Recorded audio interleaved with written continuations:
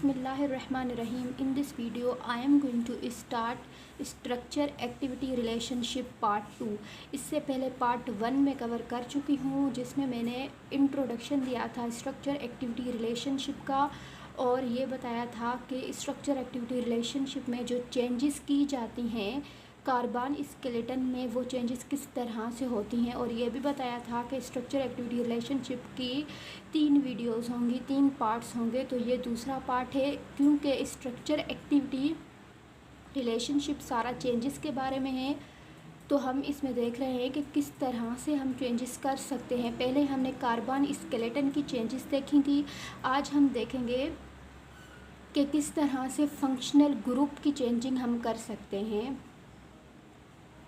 तो इंट्रोड्यूस करवाएंगे हम न्यू सब्स्टिट्यूट्स ड्रग के स्ट्रक्चर में, ठीक है। न्यू सब्स्टिट्यूट यानी कि न्यू फंक्शनल ग्रुप्स हम ऐड करेंगे।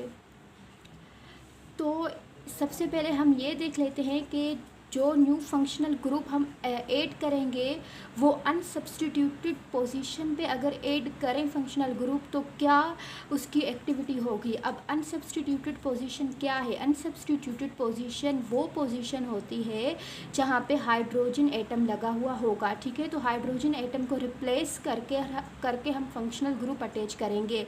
और सब्स्टिट्यूटेड पोजीशन वो पोजीशन होगी जहाँ पे कोई फंक्शनल ग्रुप लगा हो और उस फंक्शनल ग्रुप को हटाकर हम कोई दूसरा फंक्शनल ग्रुप लगाए तो वो सब्स्टिट्यूटेड पोजीशन कहलाएगी। और पर अगर हम हाइड्रोजन को हटाकर कोई फंक्शनल ग्रुप लगाएं तो वो अनसब्स्टिट्यूटेड पोजीशन कहलाएगी, ठीक है। तो अगर हम फंक्शनल ग्रुप किसी ड्रग के स्ट्रक्चर में अनसब्स्टिट्यूटेड पोजीशन पर फंक्शनल ग्रुप लगा दें तो क्या होगा? तो ये हो सकता है कि उस ड्रग की साइज़ और शेप में चेंजेस आएँ, ठीक है। फंक्शनल ग्रुप को अटैच करने की वजह से ये भी हो सकता है कि उसकी साइज़ और शेप चेंज हो जाए, उसका जो पहले वाला स्ट्रक्चर था वो वैसा ना रहे, उसकी साइज़ शेप चेंज हो जाए, ठीक है। या ये भी हो सकता है कि अगर हम फंक्शनल ग्रुप अटैच करते हैं तो या ये भी हो सकता है कि फंक्शनल ग्रुप को अटैच करने की वजह से कायरल सेंटर जो है वो उस स्ट्रक्चर में इंट्रोड्यूस हो गए हों। अब कायरल सेंटर क्या होते हैं? कायरल एक ऐसा कार्बन होता है जिसकी 4 वैलेंसीज जो है ना वो डिफरेंट फंक्शनल ग्रुप्स के साथ अटैच होती है, ठीक है। कार्बन की वैलेंसी 4 होती है, ठीक है। फॉर सपोज वो कार्बन ऑलरेडी किसी 3 डिफरेंट फंक्शनल ग्रुप्स के साथ अटैच है और यहाँ पर हमने एक और बिल्कुल ही मुख्तलिफ दूसरा फंक्शनल ग्रुप अटैच कर दिया हाइड्रोजन को रिप्लेस करके, ठीक है। तो क्या होगा? अब ये वो कार्बन जो होगा ना उसके साथ 4 डिफरेंट फंक्शनल ग्रुप अटैच हो जाएंगे और वो कार्बन जो है ना वो कायरल कार्बन कहलाएगा। इसी तरह से उस ड्रग में अब ये हो गया कि फंक्शनल ग्रुप जब हमने हाइड्रोजन को हटाकर वहाँ पे फंक्शनल ग्रुप लगा दिया तो कायरल सेंटर इंट्रोड्यूस हो गया और उस कायरल सेंटर के इंट्रोड्यूस होने की वजह से वहाँ पे स्टीरो आइसोमर्स उसके बन गए, ठीक है। अब यहाँ पे स्टीरो आइसोमर्स को मेंशन करना क्यों ज़रूरी है? स्टीरो आइसोमर्स को मेंशन करना इसलिए ज़रूरी है क्योंकि स्टीरो आइसोमर्स जब बनते हैं ना तो उनकी डिफरेंट एक्टिविटीज़ होती हैं। तो यहाँ पे स्ट्रक्चर एक्टिविटी रिलेशनशिप में हम सारी वो बातें मेंशन करेंगे जो एक्टिविटी पे इफेक्ट कर रहे हैं। तो स्टीरो आइसोमर्स बन जाएंगे और स्टीरो आइसोमर्स की जो है ना वो डिफरेंट फार्माकोलॉजिकल एक्टिविटीज़ होंगी, ठीक है। तो जहाँ जिस पॉइंट पे फार्माकोलॉजिकल एक्टिविटी इफेक्ट होगी हम वो पॉइंट मेंशन करेंगे, ठीक है। तो न्यू फंक्शनल ग्रुप अटैच करने की वजह से कायरल सेंटर जनरेट हो सकता है और कायरल सेंटर के जनरेट होने की वजह से स्टीरो आइसोमर्स बनेंगे, ठीक है। और वो स्टीरो आइसोमर्स जो है ना वो डिफरेंट फार्माकोलॉजिकल एक्टिविटीज़ दिखा सकते हैं, ओके। अब ये जो है ना वो फंक्शनल ग्रुप का इफेक्ट आ रहा है। फंक्शनल ग्रुप हमने जो है ना वो अटैच कर दिया है। या तो ये भी हो सकता है कि फंक्शनल ग्रुप अगर हमने अनसब्स्टिट्यूटेड पोजीशन पर फंक्शनल ग्रुप अटैच किया तो क्या हुआ? कन्फर्मेशनल रिस्ट्रिक्शंस आ गई उस कंपाउंड में, उस ड्रग में, ठीक है। अब कन्फर्मेशनल वर्ड जो है ना वो कॉन्फ़िगरेशन से डिफरेंट है, ठीक है।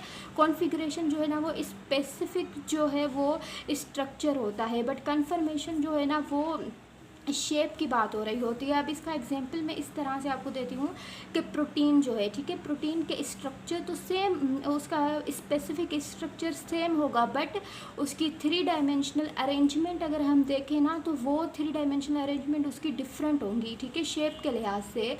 तो इस तरह से ये पॉसिबिलिटी है कि अगर हम फंक्शनल ग्रुप अटैच करेंगे, अनसब्स्टिट्यूटेड पोजीशन पे ऐड करेंगे, तो इस ऐड करने की वजह से क्या इफ़ेक्ट होगा कि वो कंपाउंड जो कन्फर्मेशनल चेंजेस दिखा रहा था हमें, वो अब कन्फर्मेशनल रिस्ट्रिक्ट हो जाएगा, यानी अब वो किसी तरह की भी शेप में चेंजिंग नहीं दिखा पाएगा हमें, ठीक है, रिस्ट्रिक्ट हो जाएंगी इस फंक्शनल ग्रुप की वजह से, उसकी 3 डायमेंशनल जो अरेंजमेंट है। तो इस तरह से यहाँ पे आपने नोटिस किया होगा कि ये जो है ना वो इफ़ेक्ट आ सकते हैं जब हम फंक्शनल ग्रुप अटैच करेंगे। अब आते हैं हम दूसरी बात की तरफ कि जब हम फंक्शनल ग्रुप अटैच करते हैं तो फंक्शनल ग्रुप के अटैच करने की वजह से ये पॉसिबिलिटी होती है कि उस ड्रग का जो पहले के मुकाबले में अब उसका रेट ऑफ मेटाबॉलिज्म जो है ना वो इंक्रीज़ हो जाएगा, ठीक है। फंक्शनल ग्रुप हमने अटैच किया, उस ड्रग से एक दूसरा एनालॉग बन गया और वो एनालॉग जो बना उसकी मेटाबॉलिज्म जो है ना वो ज़्यादा होगी एज़ कम्पेयर टू पहले वाली ड्रग के, ठीक है।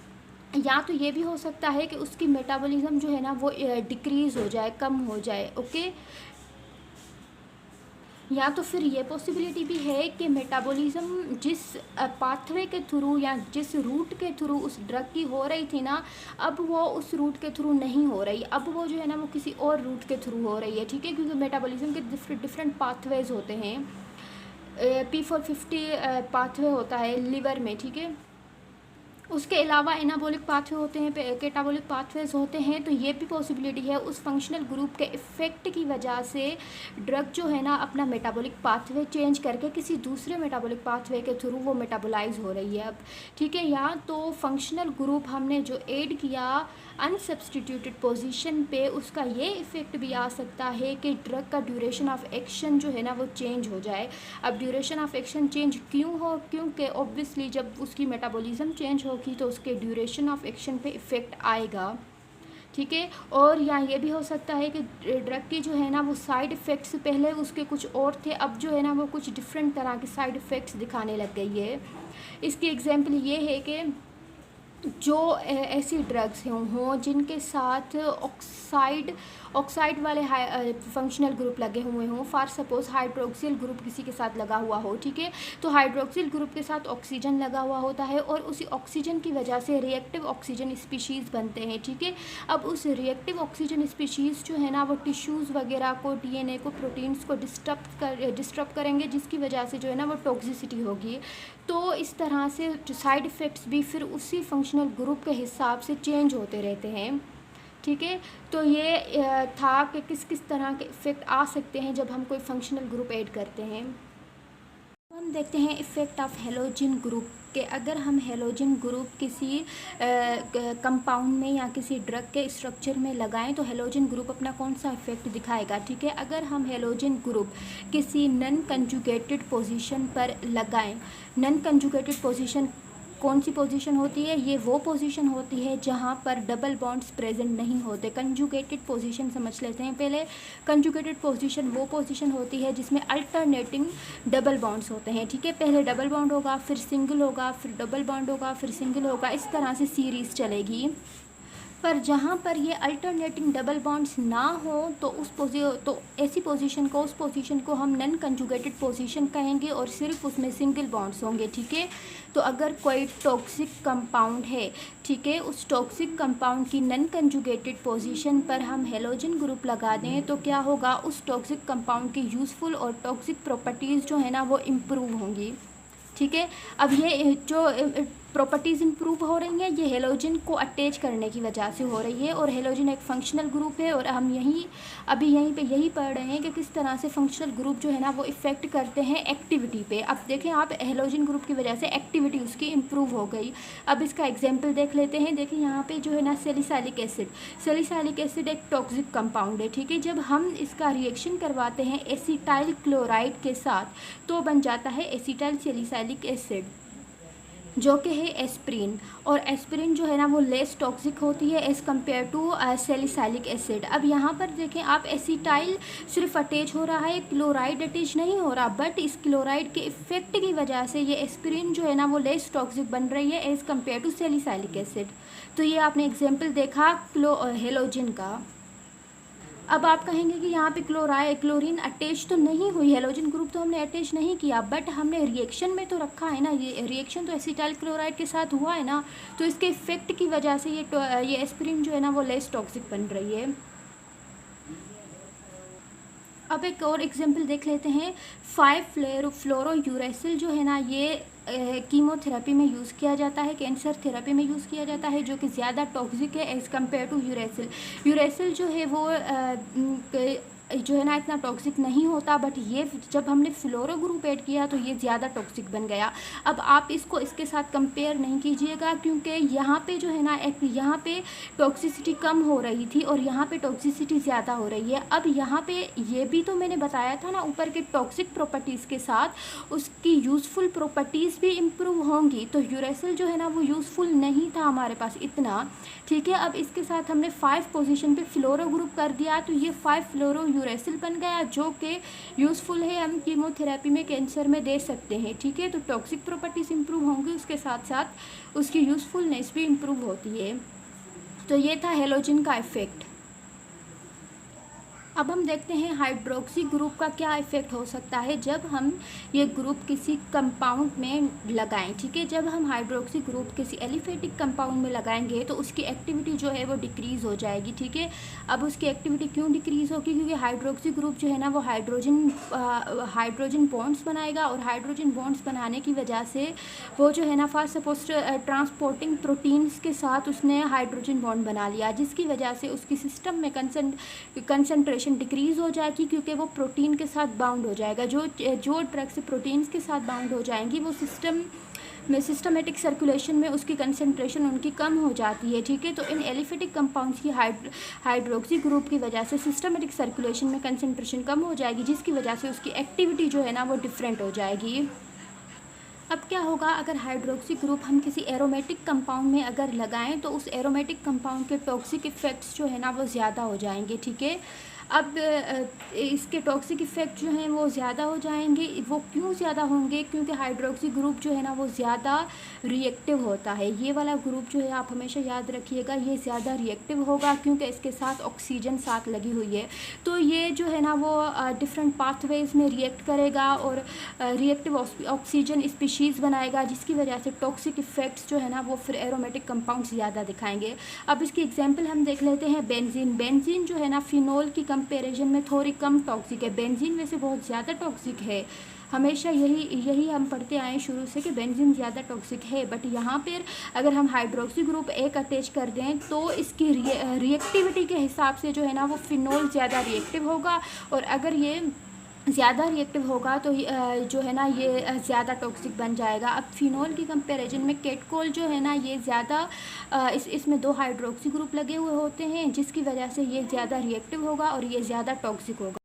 अब दूसरी जगह पर अगर हम देखें कि बेंजोइक एसिड जो कि एक एंटीसेप्टिक है, ठीक है, ये जो है ना वो लेस टॉक्सिक है। अगर हम इसमें हाइड्रोक्सी ग्रुप अटैच करेंगे तो ये बन जाएगा सैलिसाइलिक एसिड, और सैलिसाइलिक एसिड जो है ना वो मोर टॉक्सिक एनाल्जेसिक है। अब एंटीसेप्टिक क्या होता है, एंटीसेप्टिक वो एजेंट्स होते हैं जो कि इन्फेक्शन को रोकते हैं, ठीक है। तो benzoic acid as compare to salicylic acid ये कम टॉक्सिक है, और सॉरी ये सैलिसाइलिक एसिड ज़्यादा टॉक्सिक है, क्योंकि इसमें हमने एडिशन कर दी हाइड्रोक्सी ग्रुप की। अब इसके इफेक्ट की वजह से ये ज़्यादा टॉक्सिक बन गया as compare to benzoic acid.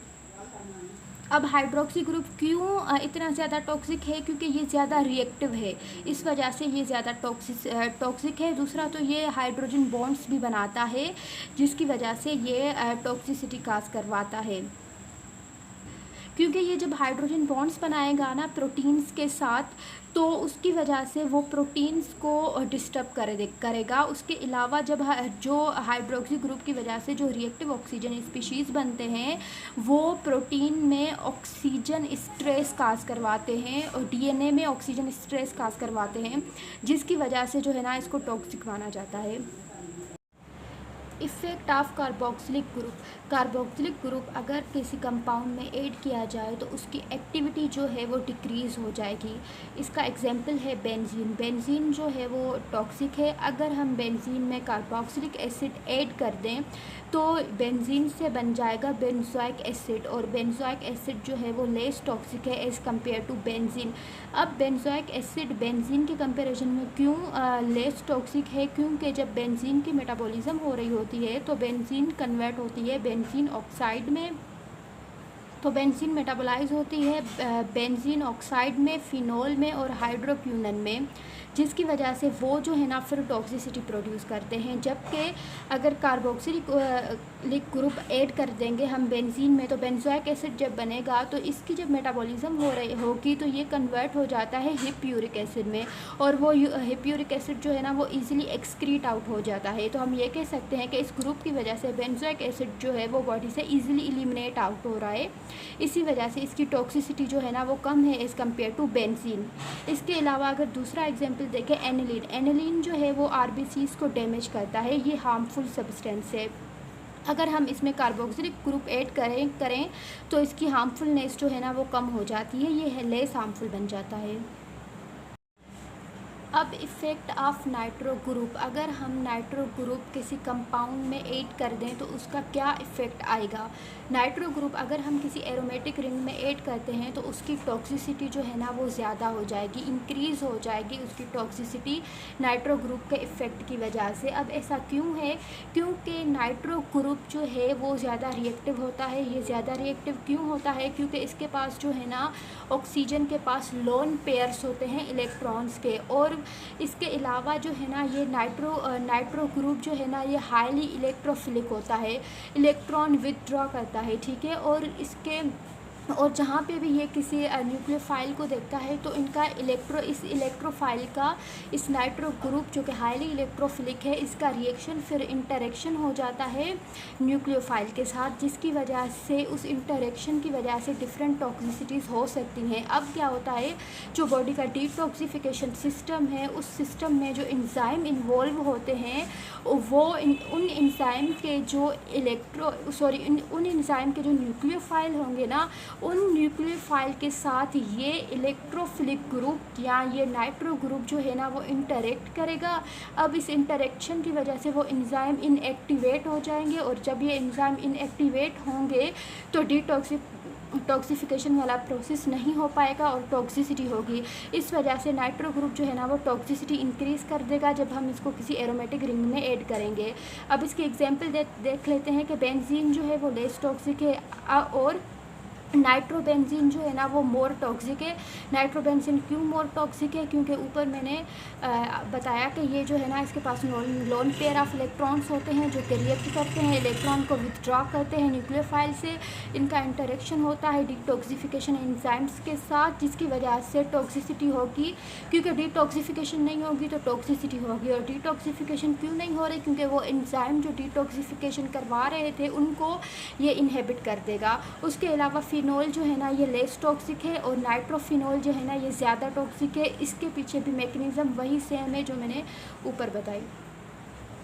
और दूसरा ये चांस है, अगर हम नाइट्रो ग्रुप के साथ किसी कंपाउंड में, अगर किसी ड्रग के स्ट्रक्चर में हम नाइट्रो ग्रुप के साथ कोई और ग्रुप भी ऐड कर दें, ठीक है, प्रेजेंस ऑफ अदर ग्रुप हो, नाइट्रो ग्रुप तो हो बट उसके साथ कोई दूसरा ग्रुप भी हो, तो उस ग्रुप के होने की वजह से लाजमी नहीं है कि यहाँ पे एक्टिविटी जो है ना वही टॉक्सिसिटी वाली आए। यहाँ पे एक्टिविटी जो है ना वो मॉडिफाई एक्टिविटी हो जाएगी। क्यों हो जाएगी? क्योंकि नाइट्रो ग्रुप के साथ कोई और दूसरा अदर ग्रुप भी लगा हुआ है। इसकी एग्जाम्पल ये है पेरा नाइट्रोटॉलिन। अब ये जो है ना इसमें इस पे नाइट्रो ग्रुप तो लगा हुआ है बट ये टॉलिन जो है इसमें जो है ना यहाँ पे ये बेंजीन नहीं, यहाँ पे टॉलिन है, तो यहाँ इसके पास जो है ना वो मिथाइल ग्रुप होता है, CH3 होता है। तो ये CH3 जो है ना वो नाइट्रो ग्रुप को जो है ना वो प्रोटेक्ट कर लेता है। अब इंटरेक्शन जो है वो नाइट्रो ग्रुप करता है। इन इंटरेक्शन जो है ना न्यूक्लियोफाइल के साथ वो नाइट्रो ग्रुप करता है। अब अगर नाइट्रो ग्रुप को हमने प्रोटेक्ट कर दिया किसी दूसरे ग्रुप के साथ, इस एग्जांपल की केस में यहाँ पे CH3 मिथाइल ग्रुप जो है ना इसको प्रोटेक्ट करेगा। तो जो कोई इंटरेक्शन करने वाला सब्सटेंस या जो कोई इंटरेक्शन करने वाला ऐसा मटेरियल इस सब्सटेंस के सामने आएगा तो वहाँ पे मिथाइल, ये नाइट्रो ग्रुप नहीं होगा, वहाँ पे जो है ना वो CH3 के साथ उसका पहले इंटरेक्शन होगा। अब CH3 क्योंकि वो इतना इसके कंपैरिजन में इंटरेक्टिव नहीं होता तो इसकी टॉक्सिसिटी लेस होगी, तो कम इसकी टॉक्सिसिटी हो जाएगी। इसके कंपैरिजन में अगर हम नाइट्रोबेंजीन देखें वो ज़्यादा टॉक्सिक होगा, क्योंकि यहाँ पे कोई कंपाउंड इसके साथ रिएक्ट करने आएगा तो डायरेक्ट उसका कॉन्टैक्ट नाइट्रो से होगा। बट इसके केस में जो है ना वो CH3 लगा हुआ होगा, तो इसलिए इसकी टॉक्सिसिटी कम होगी, इसकी ज़्यादा होगी। अब अगर नाइट्रो ग्रुप एलिफेटिक कंपाउंड्स में ऐड किया जाए तो एलिफेटिक कंपाउंड्स की बायोलॉजिकल एक्टिविटी इंक्रीज़ हो जाएगी। अब इसकी बायोलॉजिकल एक्टिविटी क्यों इंक्रीज़ होगी? क्योंकि एग्जांपल देखते हैं कि ग्लिसरीन जो है वो इनर्ट है। इनर्ट होने का मतलब ये है कि वो कोई भी एक्टिविटी नहीं दिखाती। फिर जब हम इसमें नाइट्रो ग्रुप ऐड करते हैं तो नाइट्रो ग्रुप ऐड करने की वजह से ये ट्राई नाइट्रोग्लिसरीन बन जाती है, जो कि एक वेज़ोडाइलेटर है। अब ये एक वेज़ोडाइलेटर क्यों है? क्योंकि नाइट्रो ग्रुप्स इसमें जो अटैच हैं वो प्रोड्यूस करते हैं नाइट्रिक ऑक्साइड, और वो नाइट्रिक ऑक्साइड ब्लड वेजल्स को डायलेट करती है, जिसकी वजह से ये वेज़ोडाइलेटर का एक्शन दिखाती है और ये एंजाइना पेक्टोरस में यूज़ की जाती है। अब ग्लिसरीन जो है पहले इनर्ट थी, नाइट्रो ग्रुप की प्रेजेंस की वजह से उसकी बायोलॉजिकल एक्टिविटी इंक्रीज़ हो गई। इफ़ेक्ट ऑफ अल्काइल ग्रुप जैसे कि मिथाइल ग्रुप हो गया। अगर मिथाइल ग्रुप हम किसी कंपाउंड में डालेंगे तो उसकी एक्टिविटी किस तरह से चेंज होगी? मिथाइल ग्रुप क्योंकि हाइड्रोफोबिक होता है, फेट सोल्यूबल होता है, तो ये एक्टिविटी पे भी उस तरह से इफ़ेक्ट करेगा।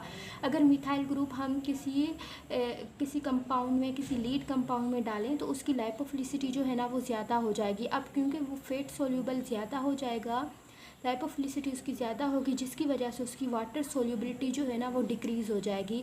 अब अगर उसकी वाटर सोल्यूबिलिटी डिक्रीज़ हो जाएगी तो उसका पार्टीशन कोफिशिएंट की वैल्यू जो है ना वो इंक्रीज़ हो जाएगी। जब पार्टीशन कोफिशिएंट की वैल्यू ज़्यादा हो जाती है, इंक्रीज़ हो जाती है, तो इसका मतलब ये होता है कि ये कंपाउंड ज़्यादा फेट सोल्यूबल हो गया है या ज़्यादा लाइपोफिलिक हो गया है।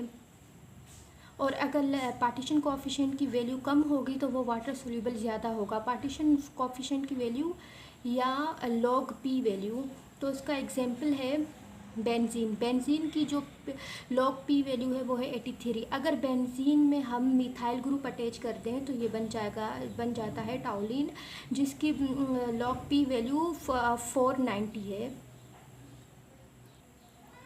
उसके अलावा यूरिया जो है इसकी लॉग पी वैल्यू 15 है, यानी कि ये ज़्यादा वाटर सोल्यूबल है। अब इसमें हम मिथाइल ग्रुप अटैच करेंगे तो ये बन जाएगा एन मिथाइल यूरिया, जो कि ज़्यादा वाटर सोल्यूबल नहीं होता। इसकी लॉग पी की वैल्यू 44 हो जाएगी और ये जो है ना वो ज़्यादा लिपिड सोल्यूबल बन जाता है। तो ये मिथाइल ग्रुप के एक्शन की वजह से हो रहा है, मिथाइल ग्रुप को अटैच करने की वजह से एक्टिविटी चेंज हो रही है। उसके अलावा मिथाइल ग्रुप जब हम किसी कंपाउंड में ऐड करते हैं तो methyl group steric restrictions produce करता है। जैसे नाइट्रो ग्रुप के एक्शन में बताया था कि मिथाइल ग्रुप जब नाइट्रो ग्रुप के साथ हम लगा देते हैं तो नाइट्रो ग्रुप जो है ना वो उसका एक्शन जो है ना वो कम हो जाता है। वो इसलिए क्योंकि मिथाइल जो है ना वो स्पेस ऑक्यूपाई कर लेता है, जिसकी वजह से जो इंटरेक्टिंग सब्सटेंस होता है, फॉर सपोज नाइट्रो ग्रुप के केस में जो ऑक्सीजन थी उसके पास जो लोन पेयर थे उसको जो है ना वो methyl as a simple words में कहें क्लोज कर देता है मिथाइल ग्रुप। तो इसलिए मिथाइल जो है ना वो स्टीरिक रिस्ट्रिक्शंस प्रोड्यूस कर देगा। इसको हम कहते हैं स्टीरिक रिस्ट्रिक्शंस, यानी लोन पेयर्स जो बनते हैं वहाँ पे अगर किसी कंपाउंड में हैं तो उनकी जो है ना वो जिसके साथ इंटरेक्ट करेंगे तो उनको इंटरेक्ट नहीं करने देता, उसकी जगह पे ये मिथाइल ग्रुप आ जाता है। तो ये स्टीरिक रिस्ट्रिक्शंस के केस में आ जाता है।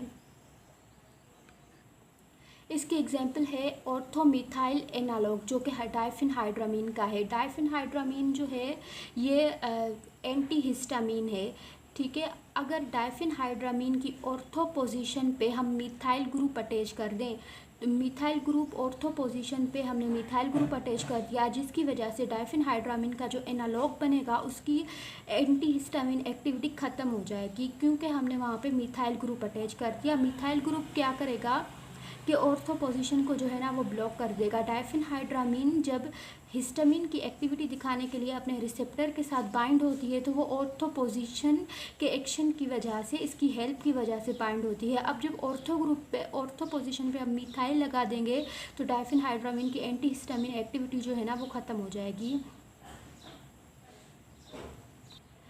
क्योंकि उस ऑर्थो पोजीशन पे जो कार्बन और ऑक्सीजन का बॉन्ड लगा हुआ होता है ना, उसकी रोटेशन होती है। उस रोटेशन की वजह से डाइफेनहाइड्रामीन अपने रिसेप्टर के साथ इंटरेक्ट करता है। जब उस रोटेशन पे, उस ऑर्थो पोजीशन पे हम मिथाइल लगा देंगे तो मिथाइल जो है ना उसको रोटेट नहीं होने देगा कार्बन एंड ऑक्सीजन के बॉन्ड को, तो ऑर्थो मिथाइल जो है ना वो रिस्ट्रिक्ट कर देगा rotation about carbon and oxygen bond, जिसकी वजह से एंटी हिस्टामिन एक्टिविटी उसकी जो है ना वो ख़त्म हो जाएगी।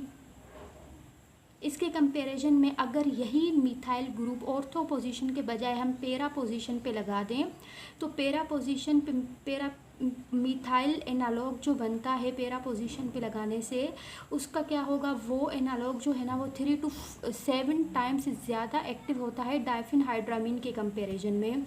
अब क्यों, क्योंकि यहाँ पे हमने मिथाइल जो है ना वो पेरा पोजीशन पे लगाया है, और पेरा पोजीशन जो है ना, मिथाइल पेरा पोजीशन पे लगाने से कोई भी उसकी एक्टिविटी पे इफेक्ट नहीं आता, बल्कि एक्टिविटी ज़्यादा हो जाती है, क्योंकि एक्टिविटी पे इफेक्ट तब आएगा जब हम ऑर्थो पोजीशन पे लगाएंगे। ये है डाइफेनहाइड्रामीन का स्ट्रक्चर। अब ये वाला जो ऑक्सीजन है ना, इस ऑक्सीजन की वजह, इस ऑक्सीजन और इस कार्बन की वजह से जो है ना वो एक्टिविटी, और डाइफेनहाइड्रामीन अपनी एक्टिविटी दिखाता है। अब अगर इस ऑक्सीजन की जगह पे इसके साथ हमने मिथाइल ग्रुप अटैच कर दिया तो ये ऑक्सीजन के स्पेस को जो है ना वो क्लोज कर देगी। जैसे कि इसमें हम देखें, ये इस ऑक्सीजन की जगह पे हमने जो है ना ये मिथाइल CH3 हमने यहाँ पे लगा दिया। अब ये ऑक्सीजन वाला जो लोन पेयर है, ये लोन पेयर जो है ना वो असल में एक्टिविटी दिखाता है, ठीक है, इंटरेक्ट करेगा, ठीक है। अब जब हम इसको ये हाइड्रोजन जो है ना इसको ऐसे क्लोज कर रही है, जिसकी वजह से ये जो है ना वो किसी सब्सटेंस के साथ इंटरेक्ट में नहीं आएगा, क्योंकि आगे से हमने ये मिथाइल ग्रुप अटैच कर दिया है। इसको कहते हैं स्टीरिक हिंड्रेंस प्रोड्यूस कर देगा methyl group. Steric hindrance by between hydrogen atom and lone pair, hydrogen atom और लोन पेयर के बीच में स्टीरिक हिंड्रेंस प्रोड्यूस हो गया, जिसकी वजह से ऑक्सीजन अवेलेबल नहीं है फर्दर इंटरेक्शन करने की वजह से, और डाइफेनहाइड्रामीन की एंटी हिस्टामिन जो एक्टिविटी थी अब वो ख़त्म हो चुकी है। तो ये ऑर्थो मिथाइल एनालॉग है। ये ऑर्थो पोजीशन होती है जहाँ पे मिथाइल अटैच है, ये मेटा पोजीशन होती है, ये पेरा पोजीशन होती है। समटाइम्स क्या होता है कि मिथाइलेशन की वजह से जब हम मिथाइल ग्रुप अटैच करते हैं तो उसके साइड इफ़ेक्ट्स भी रिड्यूस हो जाते हैं। कैसे, mono and di ortho methylation अगर हम करेंगे किसी फिनोलिक हाइड्रोक्सी ग्रुप की, फॉर सपोज पैरासीटामोल, तो जब हम फिनोलिक हाइड्रोक्सी ग्रुप पैरासीटामोल का जो है उस पर हम मोनो और डाई ऑर्थो पोजीशन पे मिथाइल ग्रुप अटैच कर दे दो, तो जिसकी वजह से क्या होगा कि पैरासीटामोल का जो साइड इफ़ेक्ट होता है ना हेपाटोटॉक्सिसिटी, वो ख़त्म हो जाएगा। वो क्यों ख़त्म हो जाएगा, हेपाटोटॉक्सिसिटी क्यों रिड्यूस होगी जब हम मोनो और डाई ऑर्थो पोजीशन में मिथाइल ग्रुप लगाएंगे, वो इसलिए ख़त्म होगी क्योंकि जब पैरासीटामोल की मेटाबॉलिज्म हो रही होती है तो एक जो है वो टॉक्सिक कंपाउंड बनता है, उसका एक एक्टिव मेटाबोलाइट बनता है जिसको हम कहते हैं NAPQI, ठीक है। वो जो है ना फिर वो हेपाटोटॉक्सिसिटी करवाता है। अब वो तब बनता है जब हाइड्रोक्सी ग्रुप पे हाइड्रोक्सिलेशन, तो जब हाइड्रोक्सी ग्रुप पे हाइड्रोक्सिलेशन होती है उसके बाद पैरासीटामोल का वो टॉक्सिक या एक्टिव मेटाबोलाइट बनता है जो कि हेपाटोटॉक्सिसिटी करवाता है। तो जब पैरासीटामोल की मेटाबॉलिज्म हो रही होती है, हाइड्रोक्सी ग्रुप की हाइड्रोक्सिलेशन होती है, उसकी हाइड्रोक्सिलेशन की वजह से वो जो है ना NAPQI जो एक्टिव मेटाबोलाइट है इसका वो बनता है, वो हेपाटोटॉक्सिसिटी करवाता है। अब जब हाइड्रोक्सी ग्रुप के साथ हम 2 मिथाइल ग्रुप अटैच कर देंगे तो जब उसकी मेटाबॉलिज्म के दौरान लिवर में जब उसकी हाइड्रोक्सिलेशन हो रही होगी ना, तो हाइड्रोक्सी ग्रुप के साथ मिथाइल ग्रुप अटैच होंगे तो वो उसकी तो उसकी हाइड्रोक्सिलेशन होगी नहीं, और अगर हाइड्रोक्सिलेशन नहीं होगी तो पैरासीटामोल का वो एक्टिव और टॉक्सिक मेटाबोलाइट बनेगा ही नहीं। अगर वो नहीं बनेगा तो हेपाटोटॉक्सिसिटी उसकी होगी ही नहीं। तो ये एनालॉग जो मिथाइल ग्रुप के साथ हम बनाएंगे उसकी हेपाटोटॉक्सिसिटी एज कम्पेयर टू पैरासीटामोल वो कम होगी। ठीक है, क्यों कम होगी? क्योंकि मिथाइल ग्रुप जो है ना वो प्रिवेंट करेगा मेटाबॉलिक हाइड्रोक्सिलेशन को ऑर्थो पोजीशंस पे। अब इसका एक एग्जांपल देख लेते हैं।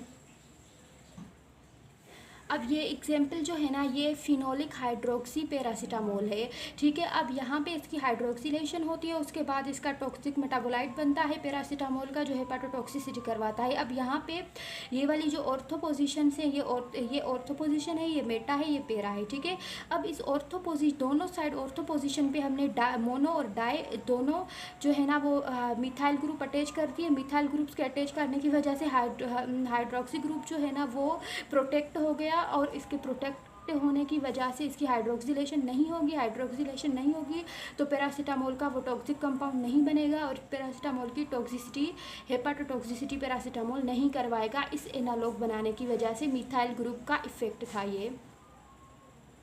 अब यहाँ पे आप अभी तक मैंने जो भी एग्जांपल्स बताए उन सारों पे हमने हाइड्रोजन को रिप्लेस करके फंक्शनल ग्रुप लगाया है।